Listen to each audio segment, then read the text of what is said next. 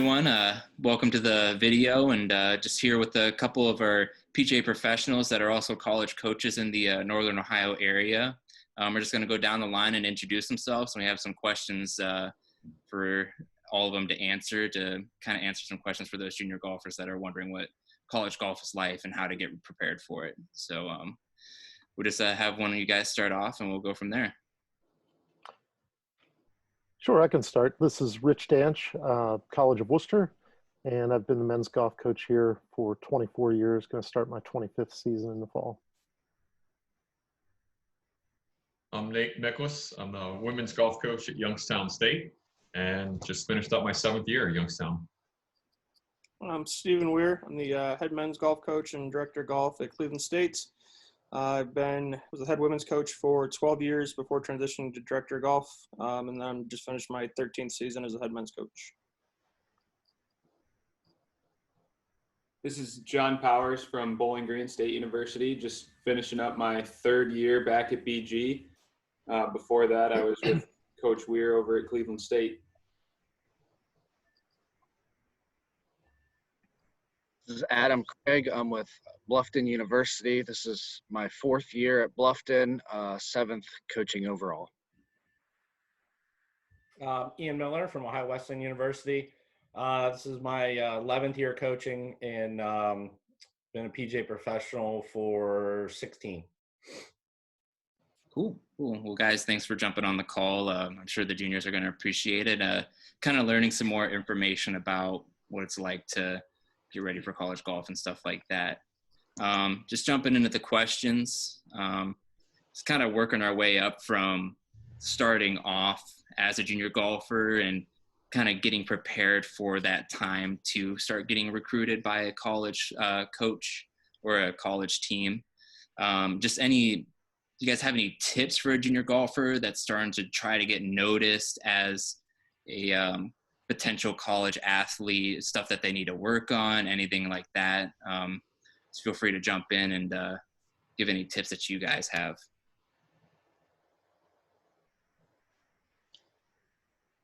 I'd say the biggest thing I'd recommend all the kids out there is just don't be afraid to reach out to coaches. I think, not enough do it, but you can reach out early. We can't always respond to you at that time, but, coaches definitely appreciate when, recruits contact us with a lot of their information. It's definitely helpful on our end. I would say with that, as you reach out to coaches, if you're sending them out to 10 or 12 or 15 coaches, take this time to personalize each email. The emails I don't like receiving when they just say, "Dear coach, I want to play for your school or your university." And if you go that step to personalize them, take the extra second to make sure you personalize them to the right coach. Sending an email to me with somebody else's name on it probably isn't the best way to start off communication.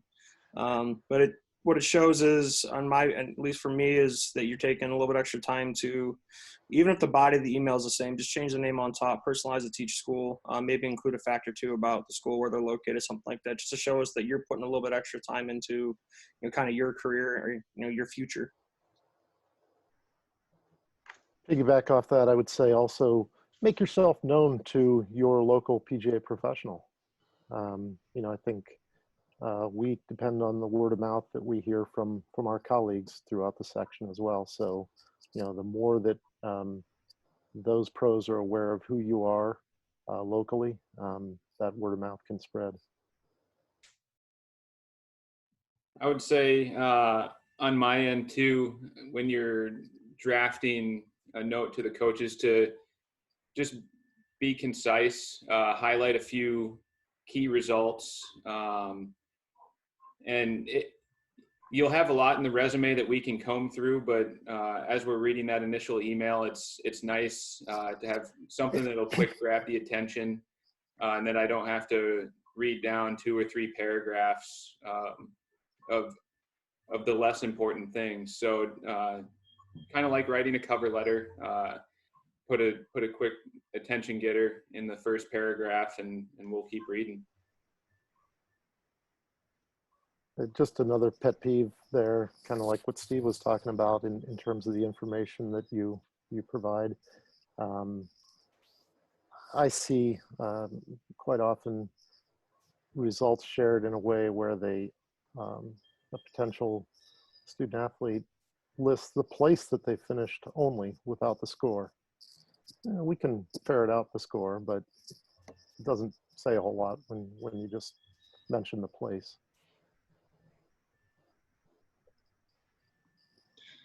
I would say from my end as well is get your name out there, whether you're not sending an email, put your contact information on NCSA, Junior Golf Hub, Be Recruited, things like that to kind of let coaches know your contact information, address, phone number, email, things like that.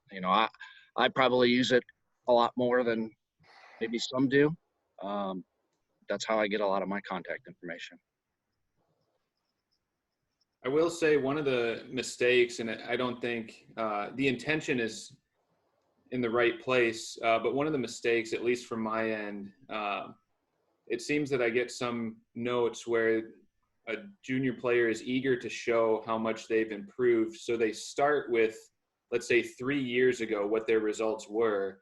If I'm catching this, on a day where we're at the course or busy, and the first thing I see is their scores from 3 years ago, they're probably not going to be at the level that's going to keep me reading at that point. And so I would start with something your most recent success, which is going to highlight some numbers that are more along the lines of what the college coaches are looking for. Okay. Yeah, some good tips for you guys. I know it's a lot of communicating, like ways to communicate with the coach. Obviously, I know you guys are saying about personalizing it, and sometimes they make the mistakes of personalizing it to the wrong person. I know we had a question, I'll direct it to Ian, about just more mistakes that juniors do make when they're communicating with a coach, whether it's in person, on the golf course, or just in any way that they make a mistake. Yeah, I'll start with, we touched on a couple things on emails that we would prefer to see. When definitely on results, we want to see when the tournament was, what was the tournament name, what was the yardage played, what their score was versus the field, plus or minus par, doesn't really matter. How many people were in the field. We want to see completeness, number one. We want to see honesty, number two. I'm probably more of a stickler, but I think your verbiage, your composition of what you write, whether it's email, handwritten letters, typed out, whatever, should be grammatically correct. And because if not, and there's all kinds of errors all over it, it gives us a little indication of, did they put the time in to even check it? Did they get help if they didn't do well with it? Maybe it's something they need to get help with. And that'll give us an indication of also their communication level, right? Couple good things like they mentioned about, knowing stuff about the school and that you're sending to and everything like that. It's good to touch on it, say, hey, I've noticed your results, this and that. You did pretty well here. I don't even care if they're honest and say, you guys didn't play well here. At least we know that they've done their research. That's huge. A couple things on email too is people have mistakes, they'll have a forward attached to it instead of making an original email. We'll see BCC ones say, hey coaches, obviously I haven't put that time in. If it's sent at 3 a.m, what are you doing at 3 a.m? You should be sleeping. I shouldn't be getting your email at 3 a.m, right? So I think, even the title of the email, is the content very individually based, or do they have a frame of reference as far as being part of team golf, and or a team of teachers and or family, community-based kind of talk? Because I think that leads to better, well-rounded individual. But other mistakes, no titles on things, subject, very inconcise.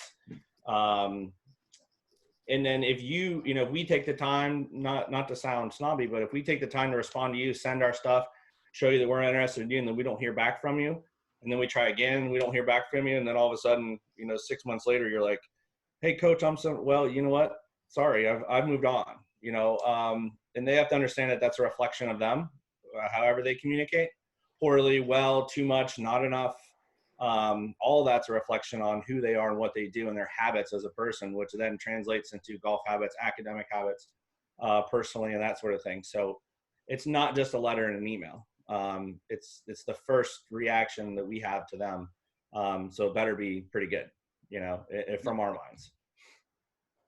Yeah. I think it's like applying for a job. I don't want to call golf a job, but I mean, in the ways of trying to get a hold of you guys and getting your guys' attention is definitely like you're applying for a full-time job, for sure.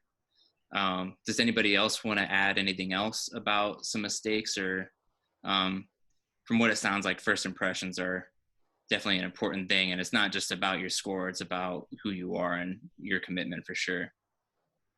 Yeah, I'd say one thing that greatly annoys me is when players don't include all of their tournament results. They'll include maybe only their best and conveniently leave off some of the ones where they didn't play great. Yeah, I would not do that. We're going to find out what they are, and that's not going to doesn't reflect well. So I'd much rather see, regardless if they were some awful tournaments, see all of them included in the resume. The first time you send it. Yeah. Doesn't that more or less, when you send in those results too, when you're looking at it, when it comes to maybe even if they're separate events on the same day, you guys are kind of looking at that like a 2-day ratio, where kind of like 36 hole, maybe extended amount of time throughout a couple amount of days, where you see, well, hey, they had a bad first round, but then they bounced back the second round, right? That's kind of like why you guys want these results and why it's really important not to leave out those bad ones too, right? Yeah, no doubt. And I think it's an accountability factor as well. What Nate is talking about. I kind of admire when a young man or young woman will address those things head on. And talk to me about, what it was that happened to them, and potentially talk about learning from those events. Yeah, that's a good way to reply back to that too. It's definitely about that learning experience, and not making up excuses, but really showing Right. why it's important to address those bad days. Absolutely. Yeah. So kind of going through into getting into college life, like say you get noticed that a coach wants you to kind of look into it more, kind of wants to see how you play, maybe visit you, meet you in person. I'm going to direct this to you, Steve, about what does a coach typically look at during that recruiting process after the email and kind of sees that, yeah, they have a chance of being on the team. Like, for example, like social media platforms, or if they're visiting them at a tournament or meeting in person and so on. Yeah, I mean, for me, if I'm going to do all my research ahead of time, I'm going to dig through results. Obviously, I'm going to reach out to any PGA instructor they may have listed, a high school coach, figure out if they don't list a PGA instructor, maybe call the golf course that they tend to list as a home course. And then I'm going to go through their social media accounts that they have online. Biggest mistake kids make are they feel that their accounts are private and people can't see things. But it's amazing how many, private things that we see that are wide open and out there. And there's more than a handful of players that we've stopped talking to, or, we've let know that, we're not interested anymore based on something that we saw. It can be something from, and again, sometimes it can get misinterpreted on our end, but for us, we can't take the chance of bringing somebody into our university or institution that's not going to represent us in the way we want to be represented. So it's just making sure you keep a clean profile. To me, social media is not somewhere to try to make other people laugh, and you could say things that get misconstrued by somebody that may not know you that well. My kids laugh at us, but it's don't post anything you don't want your mom or your grandma to see. You want to text your buddies or your friends and things like that we can't see. That's one thing. When you put it out there for the world to see it, it's a representation of who you are. And then when I go out and watch players play, I tell them the last thing I'm generally going to see is the score they shoot at the end of the day. If I'm coming to watch you play, I've seen the scores you can shoot, but I want to see that everything that goes into it, everything from the small fundamentals to pre-shot routines. And a big one for me is how you interact in your group. You don't have to be the most talkative person, But I also don't want the players on my team that nobody wants to play with because they're the jerk or that nobody wants to be around them. And then how you interact with your parents, either at the turn or after a round's over. If you played well, you didn't play well, do you still give mom a hug or do you blow them off? And then to be honest, I also watch parents. I watch their reaction down the golf course. The last thing I want is a parent, throwing their hat into the ground if the player misses a 5-foot putt. Because in our program, our parents travel quite a bit. And I just don't think it's, the easiest for a player to play if they've got to be worrying about what they're seeing on, the sidelines or, in our case, out on the rough. So I'm kind of watching all that. I'm asking myself, do I want this person to represent me not only for the next 4 years, but they're then going to be an ambassador for our program, after they graduate. So kind of a lot of it goes into it. But I think, starts early on with us doing our research ahead of time with social media and then trying to get to see who you are, especially if you don't know we're watching you. That's kind of sometimes the best time to recruit when you don't know we're there. Standing off to the side or watching from a fairway or two over. It's watching reactions, and it's really easy to react to good shots. It's what you do when it's not going so well. Yeah. I mean, does anybody else have anything else to add? Stuff that you guys kind of look at when you're at the tournaments? I know it's probably pretty similar, but if there's anything that you guys kind of think is unique or special.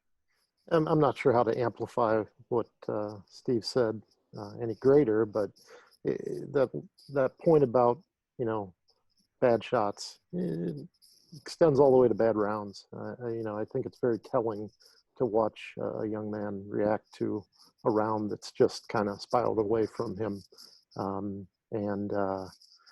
We know that golf reveals character, and it's good to see that ahead of time. One direction or the other, at least tells us where we, where our desires may lie. Yeah. Okay. Sounds good. Just kind of jumping into it now with some directed towards all of you. I know it may be a little bit different based off of the size of your school and the commitment for travel, stuff like that for like D1 versus D2 or 3. But what's the commitment like for your teams, like when it comes to workouts, schooling, and all that?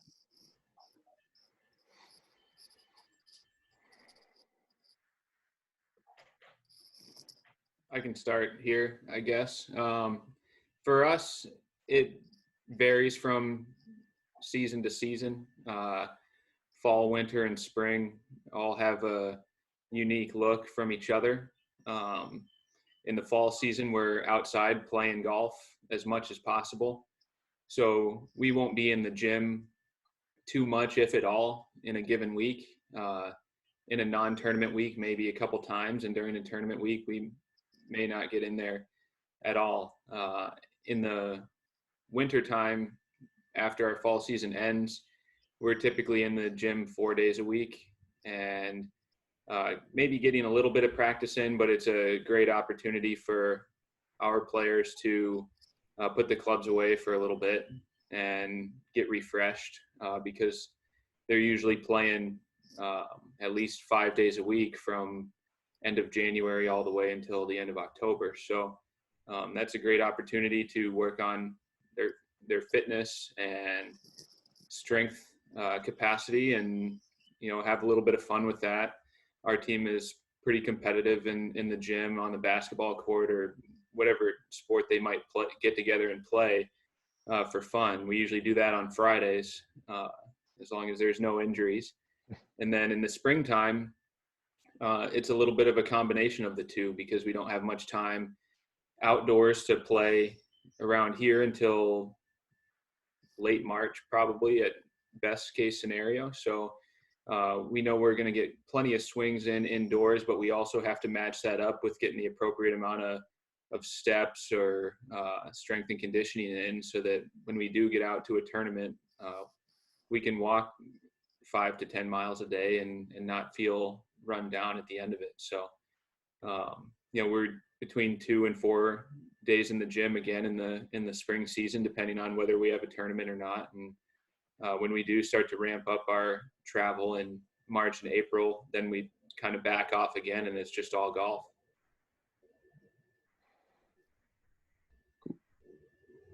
Yeah, and I know. I mean, I tell pretty much all the recruits that the bare minimum we do is a lot, just between the golf, travel, workouts, all the other responsibilities.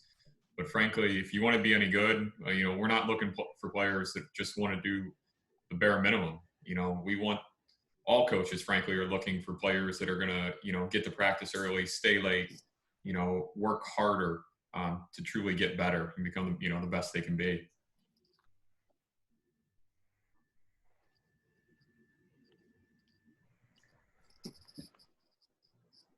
All right. Well, yeah. So, I mean, I know with school and the academics of having to deal with schooling and going through all the traveling and stuff like that, I just wanted to kind of touch base about like what it's like having to balance that and just kind of figuring out the right way to handle everything. I know you have to be in communication with your teachers a lot and stuff like that, but I think this one was directed more towards Rich with that.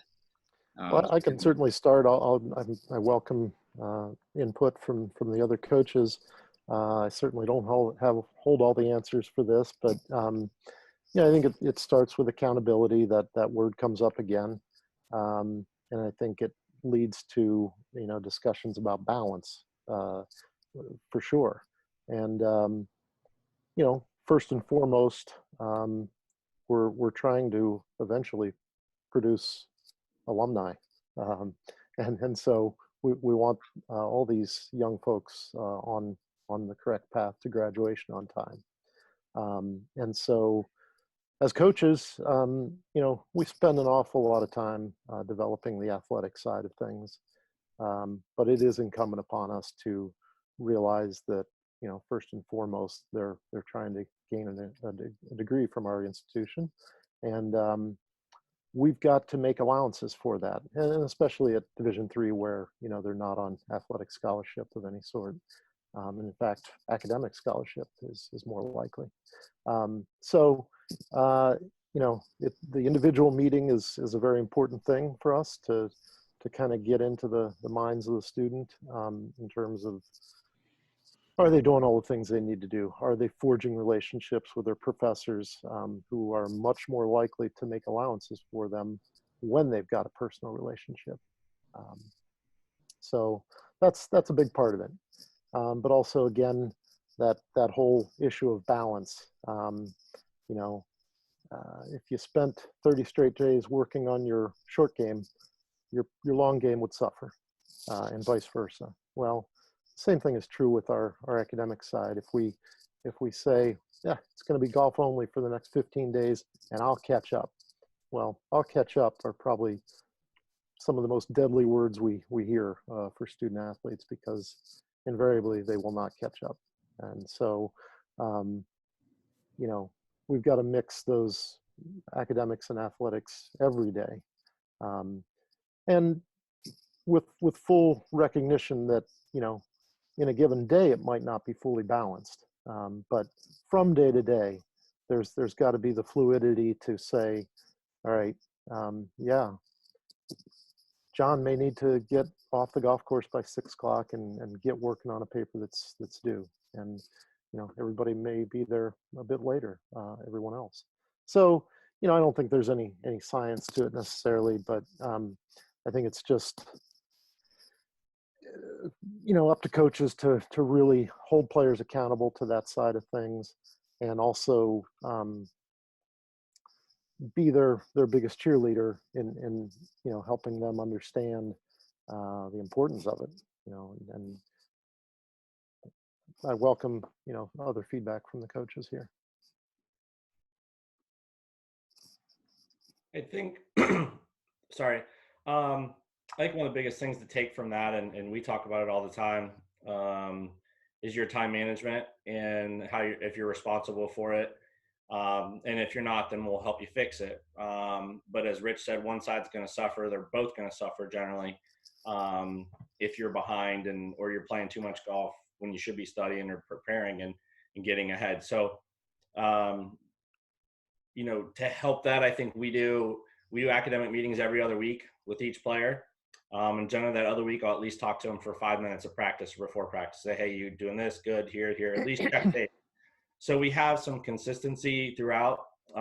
If you don't touch base with them for a month, sometimes you don't know what's going on, and they don't know what's going on either. So especially in season, it's important. Then obviously leading up to, exam sessions near the end of our seasons is obviously important as well. But starting with the understanding that their time management changes when they go to college, because everything else changes. Everything's different. They have more free time and more stuff to do. So we have to do a good job at teaching them to do it properly at their own way. If we force them to do it, it's not going to be as, productive in the long run as far as them learning their time management, and therefore they're not going to be as, as good as prepared when they graduate. So kind of all ties together from that. And it's just, it's another form of teaching, if you will, and layer for us to make them better. Because in the long run, they'll be better players on the golf course for doing that, academically and personally. And Ian, you brought up a great point earlier, the point of sleep. I mean, this plays right into it, the sleep and nutrition side of it. If you're dealing with a player who doesn't get much sleep and doesn't eat well, what kind of student and golfer are they going to be? I'd wager not real good ones over the course of time, for sure. So, it plays into the whole aspect of balance in your life. I think time management's obviously the most critical, but very, very important step is knowing where you stand in all your classes at all times. Finding out too late that you're doing worse in a class, or you think you're doing bad, but you don't want to find out, because then you have to admit you're doing bad almost. Or I don't want coach to find out. The earlier you find out, the earlier we find out, the more help we can get you. It comes down to accountability, as Rich said. You got to know, where you're at from that first or second week on. You got 16 weeks in a semester. You got to make sure, from week 1 or 2, where you stand, what you need to work on. And then I think a huge part for college athletes is getting help before you need it. You have a class where you generally struggle. Waiting until you need the help is too late. You struggle in math, or you struggle in, this or that. Getting help before you get behind is going to be paramount. If you wait until, you're even a class or 2 behind in math, the way that, math classes run, it's going to be almost impossible, as you said, to catch up. It's a word we don't like to hear. But that's something where you got, at every college, you're going to have a ton of resources to help you. But the first step is you asking and being on top of things. That ties right in, Steve, to communication. I touched on a little. Communicating with your professors, communicating with your coaches. If we consistently do that with them, and they consistently do that, generally, pretty darn good. And, that student might be a 2.9 student, but, it's not saying he's not doing the best that he can, and keep working and getting better on that communication and time management. Because I've had those students. We've all had those students. They bust their butt and they ain't getting a 3.0. But they did the best they could, and they did with what they had. And so we're good with that. Right. But yeah, that communication with professors is more critical. I think especially even more so, with what the students have been dealing with this semester, how they communicated changed, and everyone's changed. So if they're still willing to be communicative openly, then I think you're going to see those students do better, with all this. And there'll be a thing that, classes are going to change forever, long-term, short-term, it's going to change. And that communication is going to change, and we have to change with it. Right. And especially the students. So their willingness to change is another thing. We look at that when we watch them on the golf course. Are they willing to get better at something? When we talk to their coaches, their teachers, is he willing to learn? Is he open to learn? Is he open to new, different ideas? Because he's going to hear all new, different ideas from professors, from other players, from other students. It's a whole nother Pandora's box of information haven't been exposed to. If they're willing to take that in and accept it for what it is and learn from it, then they're going to be successful. If not, they're not going to get as much out of it. So, but that's where we step in, or hopefully step in and nudge them in the right direction. We can't make them do it, right? We just have to make sure we give them a scenario and a process that they can buy into and believe in, that's working for everybody else, and then they'll be able to forge their own path through that, right? And that's what we want. So yeah. If I can tie this back a little bit, we are obviously talking to prospectives, junior golfers, and again the whole discussion of balance, going back to those communiques that we receive. Um, I'm certainly leery when I've got 5 paragraphs about a young man's golf career and half a sentence on what his academics are. So already I'm seeing an imbalance that's maybe not the most healthy thing. So I love when I see in a communication more than a little bit of information about what their schooling has involved and what extracurriculars they're involved with. Um, we've all seen cases of burnout where the only thing that a young person has is their golf, and maybe not the best scenario long term again. I would go back to something that Steve said. It's accountability. I know I hear quite a bit. Oh, I'll write that paper when I get back. As at least at our level at D3, we're probably spending more time away from campus than any other sport. Whether it's staying in a hotel for a tournament, our football team drives back and forth a lot, but we're staying in a hotel. So take your books, take your assignments, get them done Saturday night, hold yourself accountable, because you're not going to be quite as tired Saturday night as you are going to be Sunday night when you come back. So take advantage of the technology we have and do stuff on the road. Yeah, that's a really good point. I was going to mention too, when you guys are communicating and staying ahead, you guys know what your schedule is when you jump into the fall season, right? So when you're going in there, you get your syllabus for the class that you're taking, and it says you're taking a test week 4, and you know that you're traveling for a tournament week 4. Obviously, some teachers will work with you. I don't want to speak for every school, but I know where I was at, they would work with you, and they would either let you take the exam early, or sometimes they even have it in a way that you can take it online. But you have to talk to that teacher about it. Just because, like, obviously, if you don't tell a teacher that you're going to a tournament and don't take that exam, if you don't let them know before the day of the exam, sometimes you just get a 0. So they'll work with you, but you just got to tell them that stuff. And that just ties all the way back into what you guys were saying. Yeah, those relationships have to be built. I mean, if young David sits in the back row every week and never addresses their professor, and then all of a sudden wants to miss 3 straight Fridays, it's not a winning formula. Whereas when that professor has sat down with David and knows what makes him tick a little bit, they're almost on board with it.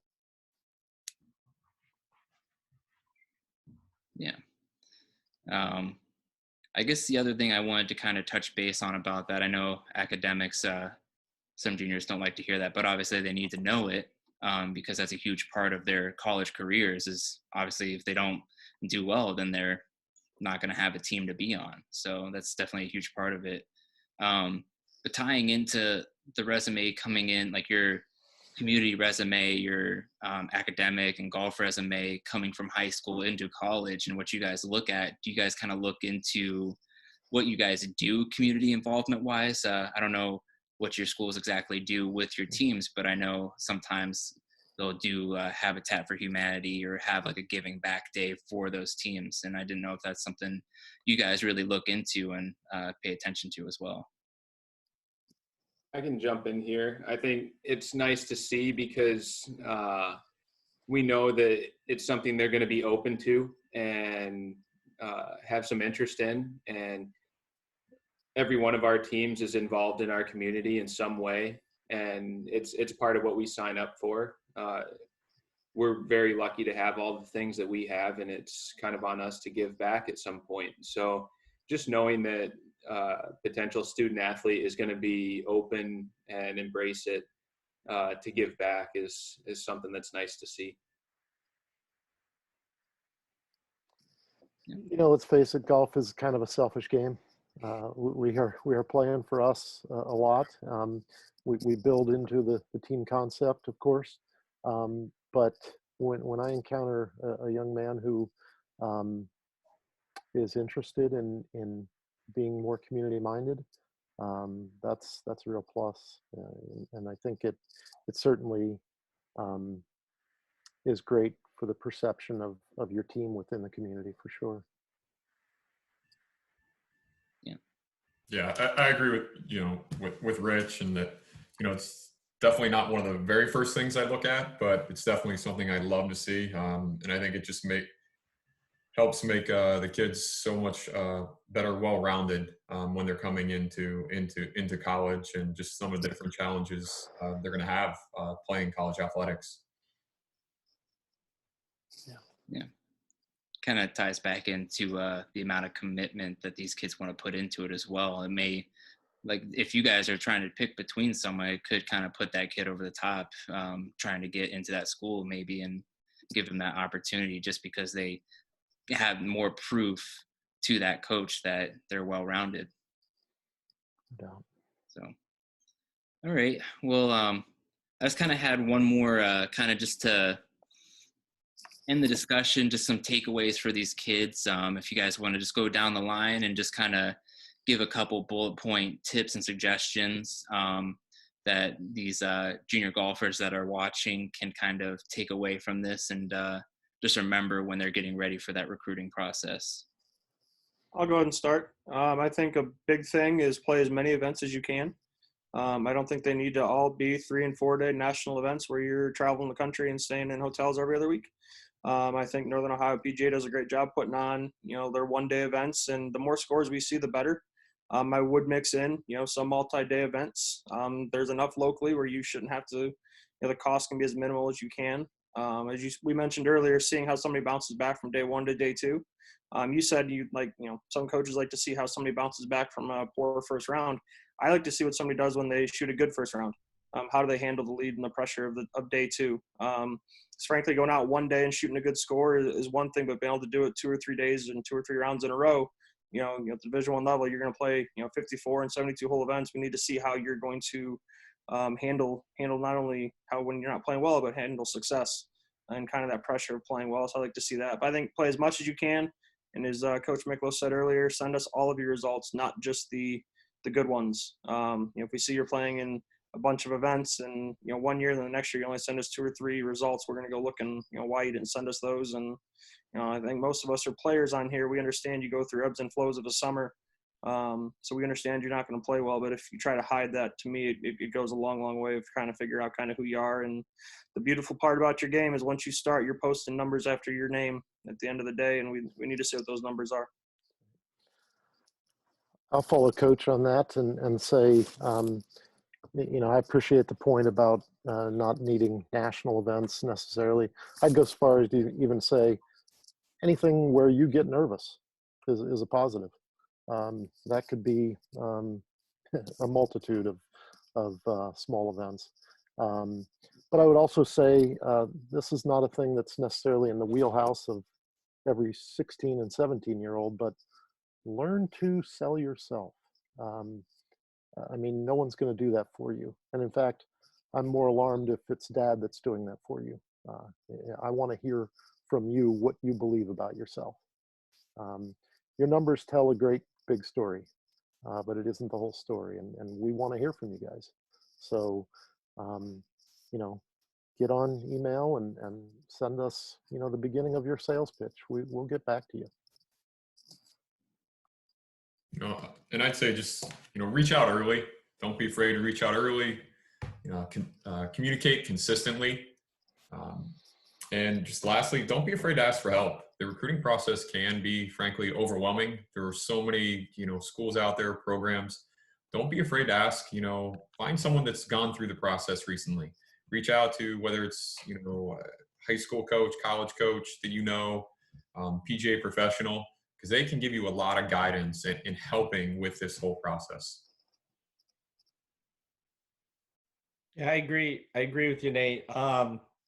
Couple of things, and I'm gonna kind of touch on that. One, I think one of the biggest things for me is Ohio Wesleyan or BG or wherever it may be. Is that the right fit for you? And that starts with you and them, for that matter. That starts with you doing your research. All of us coaches are going to communicate a little different. All of our programs are different. All of our settings are different. You doing research helps us narrow you down. And, you know, Rich talks about selling yourself. Well, that will sell, you'll sell yourself if you communicate properly and doing the right things. If that's a fit for us, what we're looking for, then it's a fit. Some things aren't a fit, right? For students, and as starting early, being communicative, and doing research on, and being honest with yourself on what you want, and what is your best fit and your priorities, then usually it is a good fit. And then lastly is have fun. Even if we see you shoot 82 and you have a good attitude and you're having fun with it, long term you're going to be better off, right? And we as adults, kids at that age are competitive. We've lost, you know, we lose sight or tend to lose sight of just having fun and enjoying the game, enjoying and being competitive. That would be my other pet peeve is I don't want to ever see you get anywhere near giving up. If I do, you know, we might have to move on. But have fun, and that's the last thing from our end, my end. Coach From Miller, my you, end, you picked a couple off of my list there. Well, you should have gone earlier. I will piggyback on that and just let you know that it is pretty easy to spot a player out there who is not enjoying themselves and is doing it for the wrong reasons. And it's a pretty quick way to maybe get crossed off the list. But and also, like Coach Miller said, when it comes down to decision time, picking a school for the right reasons and figuring out what are some of the most important things are to you. And, you know, a player might be interested in Bowling Green and be plenty good enough to play at Bowling Green, but all of a sudden, you know, we know that a certain major is very important to that student. And we'd be doing a disservice to that student if we brought them in knowing that we were going to restrict their development as a whole human being by coming here. So figure out what's really important to you and pick a school for the right reason when it comes down to decision time. for me, I would say one other person that I quite haven't heard mentioned to communicate with. Communicate with your high school golf coach to let them know if you're interested in playing college golf. I feel the OHSAA does a pretty good job of listing high school golf coaches' emails. And if I can't find your contact information, that's the person I'm going to reach out to. So let them know it's okay to share your contact information. Let them know if you want to play college golf. And that's one of the best resources. Cool. Yeah, I know it's kind of something that's very difficult for these kids to kind of jump into, and they don't know where to go. And I really liked that you guys really mentioned who you can go to begin the process and start pushing that process along. Because, I mean, when I was in high school, I had no idea what to do. And if I didn't have a PGA professional and my high school coach there to help me, then I would have never been able to start communicating even in the first place with these coaches. But you got to do your research, like you guys said before. If you don't do your own research, then it's not just going to fall into your lap. And you got to. Golf is a game of ladies and gentlemen. I mean, you got to sell yourself, like Rich said, and you got to be able to show these coaches that are watching you that you're completely ready to jump to this next step and be on your own and really start figuring this out. I mean, I liked what Steve said also about how even though we're not in eyesight of that kid playing, they could be 2 holes away watching how you hold yourself hitting a 12-foot putt or something like that. You just always got to treat yourself like somebody's watching and just be the best person that you could be. I think those are some really important things that these kids need to realize. And regardless of the event having 10 to 150 kids in it, you got to treat it like it's the US Open. I mean, not like playing for a bunch of money, but just treating it like there's millions of people watching, for sure. Yeah, I think nobody's asking kids to grow up overnight, but I think that we are looking for maturity, and we're trying to again, produce those young men and women who have great maturity. When we see it from the outset among 16, 17, 18-year-olds, that's a real plus sign in the whole selling process. Yeah. Well, guys, I appreciate you guys hopping on the call and or this Zoom meeting with me and kind of talking about this and trying to help these junior golfers in any way possible to take their game to the next level. So I appreciate it, and I wish you all the best of luck. And if you guys ever need anything, feel free to contact us. We're always here to help, and we're lucky to have you guys in Northern Ohio. So thank you. Thanks, Bradley. All right. Thanks, Brad.